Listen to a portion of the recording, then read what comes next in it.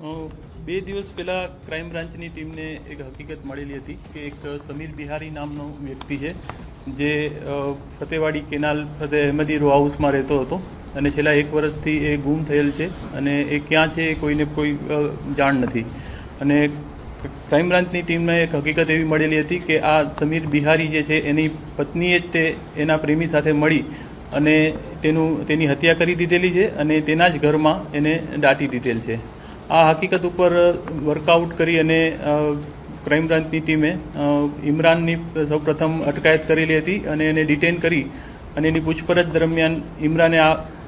હત્યા કરેલ હોવાનું કબૂલ કરેલું હતું અને એને લાશ જે જગ્યાએ દાટી દીધેલ હતી એ લાશ પોતે જણાવતા એક્ઝિક્યુટિવ મેજિસ્ટ્રેટની હાજરીમાં એના ઘરમાં અહેમદી રો હાઉસમાં ખોદકામ કરી અને લાશના અવશેષો બહાર કાઢવામાં આવેલા હતા અને એને ફોરેન્સિક મેડિસિન માટે મોકલી આપવામાં આવેલ છે. આ બાદ crime branch DCP police station ખાતે હત્યાનો ગુનો દાખલ કરવામાં આવેલો અને ઇમરાનની ધરપકડ કરવામાં આવેલી. ઇમરાનની ધરપકડમાં ઇમરાને જે હકીકત જણાવી કે એની જે પ્રેમિકા છે અને મરણ જનારની જે પત્ની છે એ રૂબીના સાથે એને છેલ્લા 3-4 વર્ષથી પ્રેમ સંબંધ હતો અને એ પ્રેમ સંબંધની જાણ સમીર બિહારી મરણ જનારને થઈ જતા એનો પ્રેમ સંબંધમાં જે નડતર રૂપ બનતા હતા એટલે એને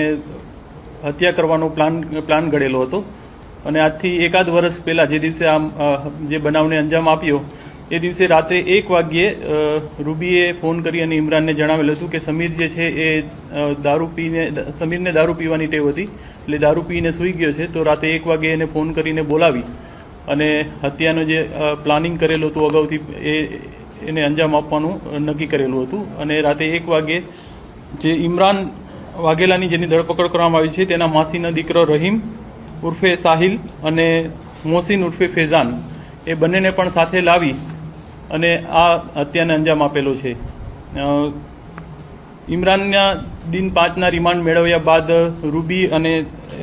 આ સાથે સંડોવાયેલ મોહસિન તથા રહીમ બંને ટોટલ કુલ 4 આરોપીઓની ધરપકડ કરવામાં આવેલ છે.